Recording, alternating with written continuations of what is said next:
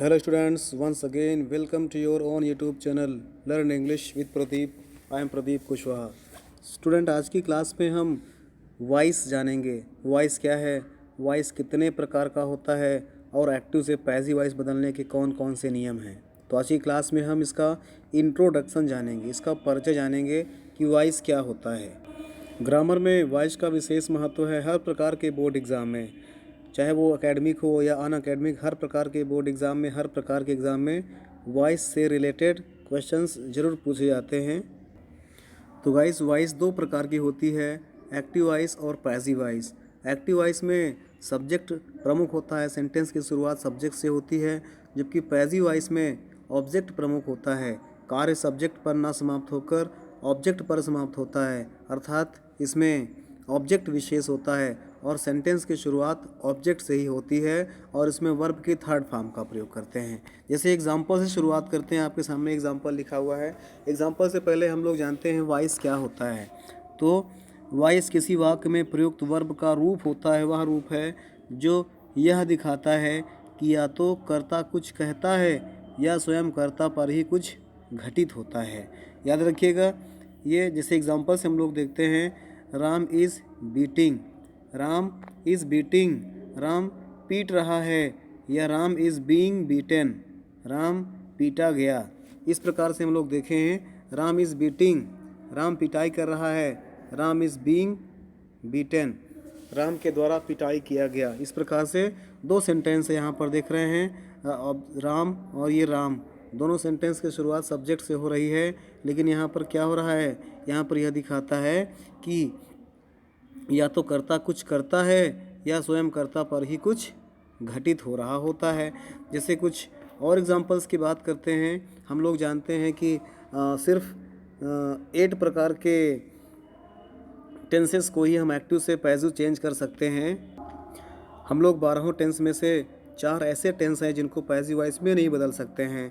वो हैं हमारे जैसे present perfect continuous tense, past perfect continuous tense और फ्यूचर कॉन्टिन्यूअस टेंस और फ्यूचर परफेक्ट कॉन्टिन्यूअस टेंस. ये 4 ऐसे सेंटेंसेस हैं जिनको हम लोग एक्टिव से पैसिव में चेंज नहीं करते हैं. शेष सभी टेंसेस की एक्टिव से पैसिव वॉइस बनती है. जैसे हम लोग शुरुआत करते हैं, पहला टेंस हमारा लिखा हुआ है present indefinite tense. Present definite tense के सेंटेंसेस को हम कैसे एक्टिव से पैसिव वॉइस में चेंज करते हैं, इसका फार्मूला आपके सामने दिया हुआ है. पैसिव वॉइस के लिए हम लोग इज एम आर का प्रयोग करते हैं और वर्ब की थर्ड फॉर्म का प्रयोग करते हैं.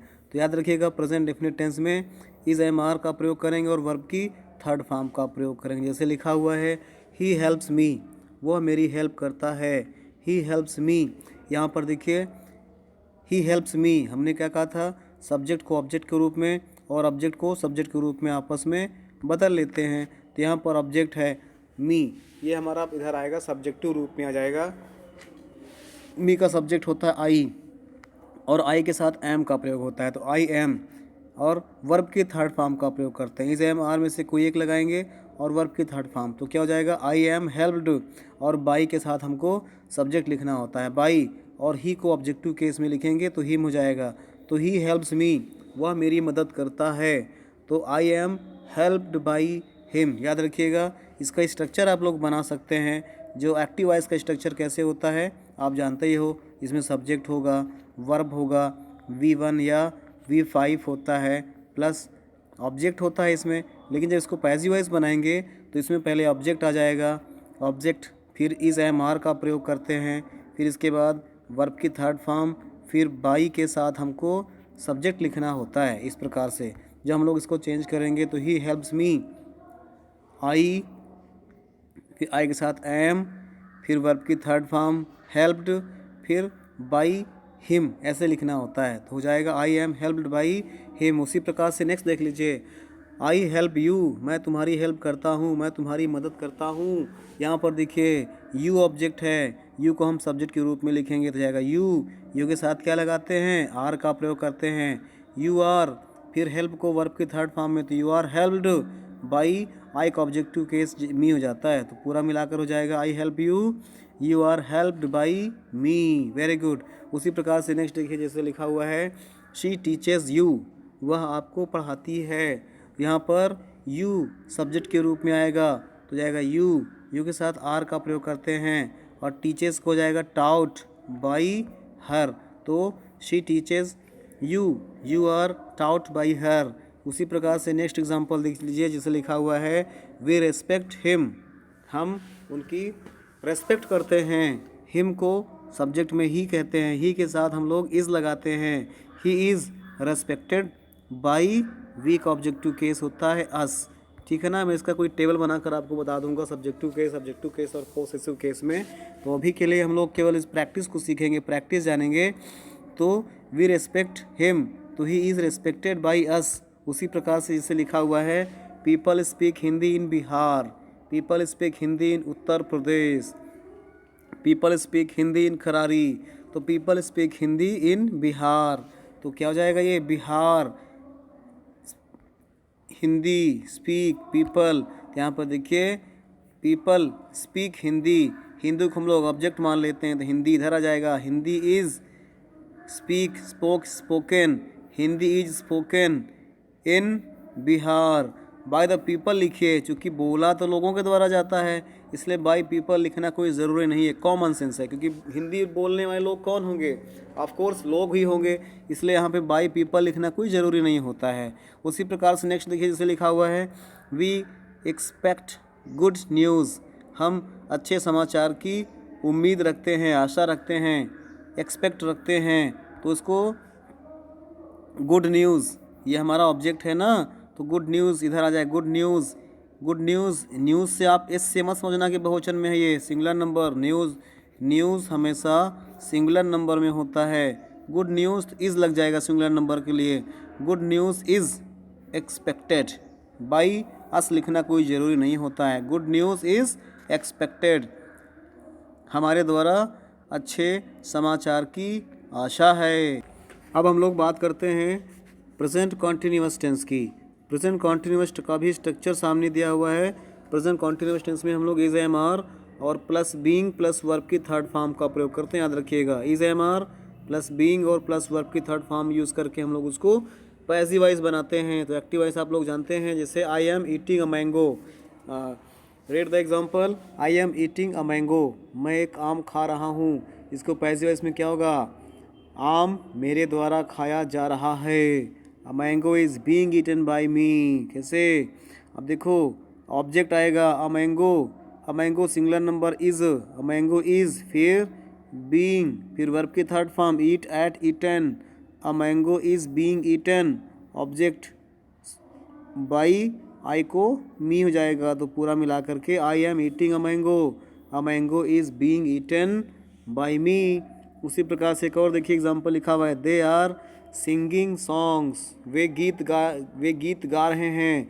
दे आर सिंगिंग सॉन्ग्स, तो सॉन्ग पहले हो जाएगा ऑब्जेक्ट में, है ना, ऑब्जेक्ट में ऑब्जेक्ट पहले आएगा सॉन्ग्स, क्योंकि सॉन्ग्स गीत, बहुत सारे गीत हैं तो आर लग जाएगा। फिर बीइंग, सिंग, सैंग, संग, फिर बाय देम लिखना कोई ज़रूरी नहीं है, क्योंकि गीत तो लोगों के द्वारा ही गाया जाता है। अगर आप चाहें तो लिख दें, नहीं चाहें तो कोई ज़रूरी नहीं है, वैसे ना लिखना अधिक उचित माना जाता है, कॉमन सेंस।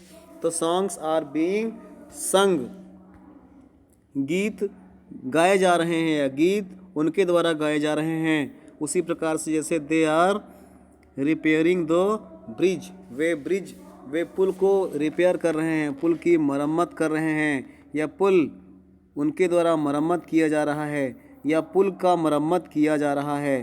तो they are repairing the bridge is being repaired by them लिखना कोई ज़रूरी नहीं है। उसी प्रकार से he is helping his mother, अब देखो हिज मदर ऑब्जेक्ट है, his mother is being helped by him, his mother is being helped by him, उसकी मदर की मदद उसके द्वारा की जा रही है।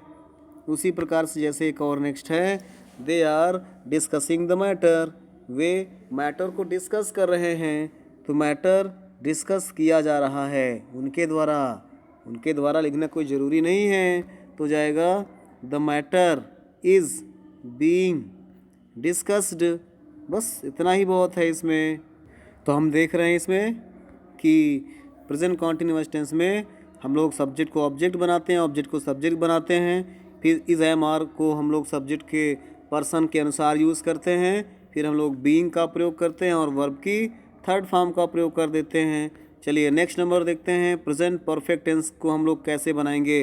प्रेजेंट परफेक्ट टेंस को एक्टिव से पैसिव कैसे बनाएंगे।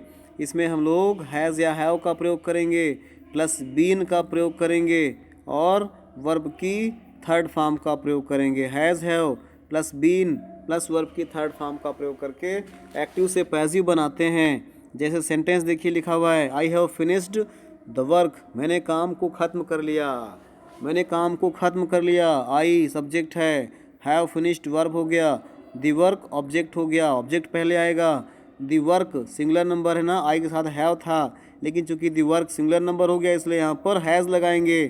द वर्क हैज़ और फिर बीन, बीन लग गया यहाँ पर। फिर वर्ब की थर्ड फॉर्म फिनिश्ड और बाई मी, वो आपको लगाना ही है, सब्जेक्ट को हमको लास्ट में बाई प्लस सब्जेक्ट लिख देना होता है। तो हमने बाई प्लस सब्जेक्ट को ऑब्जेक्टिव रूप में मी कर दिया, बाई मी हो गया। तो पूरा मिलाकर क्या हो गया, I have finished the work, passive voice में होगा the work has been finished by me. Next number देखिए, ही हैज़ बीटन राम, उसने राम की पिटाई की, वह राम की पिटाई कर चुका है, उसने राम की पिटाई किया। ठीक है, अब इसको पैसिव वॉइस बनाना है तो पहले सब्जेक्ट वर्ब और ऑब्जेक्ट, तो ऑब्जेक्ट पहले आएगा, राम हो गया। राम के साथ हैज़ हैव में से क्या लगेगा, सिंगुलर नंबर के साथ हैज़ लगता है और प्लूरल के साथ हैव लगता है, आई के साथ भी हैव लगता है। तो राम के साथ राम हैज़, फिर बीन वर्ब की third form beat beat beaten beaten और बाई ही का ऑब्जेक्ट हिम होता है। तो पूरा मिलाकर क्या हो गया, Ram has beaten, sorry he has beaten, Ram को पैसिव वॉइस होगा, Ram has been beaten by him. उसी प्रकार नेक्स्ट देखिए, her sister has cheated her, her sister has cheated हर।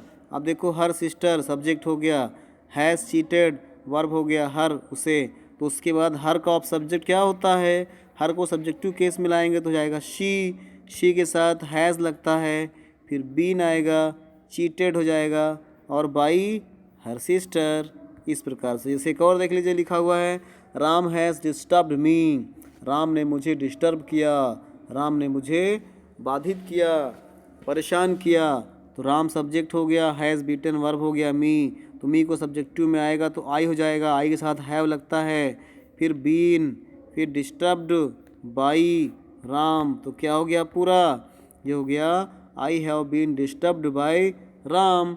उसी प्रकार से नेक्स्ट देखिए, someone has stolen my pen, मेरा पेन किसी ने चुरा लिया है। तो माई पेन सब्जेक्ट हो गया, माई पेन के साथ हैज़ लगेगा, बीन स्टोलन, स्टोलन यहाँ समवन नहीं लिखा जाता है क्योंकि समवन किसी ने चुराया होगा, कोई जानवर तो चुराया नहीं होगा, कोई भूत प्रेत या कोई नॉन लिविंग बींग्स तो चुराया नहीं होंगे, डेफिनेटली इंसान ने चुराया होगा, इसलिए यहाँ पर हम लोग समवन को लास्ट में नहीं लिखते हैं। कुछ और एग्जांपल देखते हैं, जैसे एग्जांपल लिखा हुआ है, no one has seen him for last 10 years, किसी ने उन्हें पिछले 10 सालों से नहीं देखा है। अब देखो no one has seen him, him है ऑब्जेक्ट तो ही हो जाएगा, he has not been seen for last 10 years, उसको लिख देंगे लास्ट में।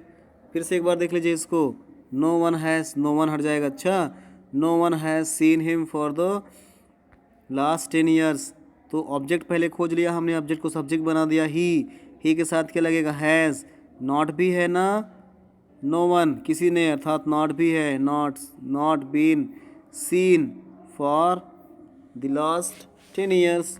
उसी प्रकार से नेक्स्ट है, he has always helped me, उसने मेरी हमेशा मदद किया है, I have always been helped by him. उसी प्रकार से somebody has punished the chair into corner, ठीक है। फिर देखिए somebody has pushed है, pushed the chair into the corner, somebody has pushed the chair, the chair यहाँ पर क्या है, ऑब्जेक्ट है, the chair के साथ has been pushed या pushed into a corner। तो इस प्रकार से हमने सीखा कि प्रेजेंट टेंस के तीनों को किस प्रकार से, present definite tense, present continuous tense, present perfect tense, इन तीनों को हमने कैसे एक्टिव से पैसिव वॉइस बनाना सीखा। ये आपके सामने एक्सरसाइज दिया हुआ है, इस एक्सरसाइज को नोट डाउन करना है, फेयर कॉपी में नोट डाउन करके इसको 1 बाय 1 करके इसको एक्टिव से पैसिव बनाना है। जैसे आई ईट अ मैंगो, तो क्या हो जाएगा, a mango is eaten by me. इस प्रकार से आपको ये 10 एग्जाम्पल दिए हुए हैं, 10 एक्सरसाइज सेंटेंस दिए गए हैं। इन 10 सेंटेंसेस को आपको एक्टिव से पैसिव बनाना है। गाइस, मैंने कहा था आपको कि present perfect continuous tense, past perfect continuous tense और फ्यूचर कॉन्टिन्यूअस टेंस और फ्यूचर परफेक्ट कॉन्टिन्यूअस टेंस, इनका एक्टिव से पैसिव वॉइस नहीं बनता है। लेकिन मैं आपको नेक्स्ट वीडियो में बना करके दिखाऊंगा कि कैसे हम लोग एक्टिव से पैसिव बनाते हैं और एक्टिव से पैसिव बनाने पर उसका हिंदी में अर्थ क्या निकलता है और कौन कौन से परिवर्तन करने पर एक्टिव से पैसिव बनते हैं। वे नियम या वे सेंटेंसेस या वे टेंसेस जिनके बारे में हमको बताया गया है कि उनका एक्टिव से पैसिव नहीं बनता है, मैं नेक्स्ट की क्लास में, नेक्स्ट वीडियो में आपको इसको बना करके दिखाऊंगा। तब तक के लिए thanks for watching the video. जय हिंद, जय भारत।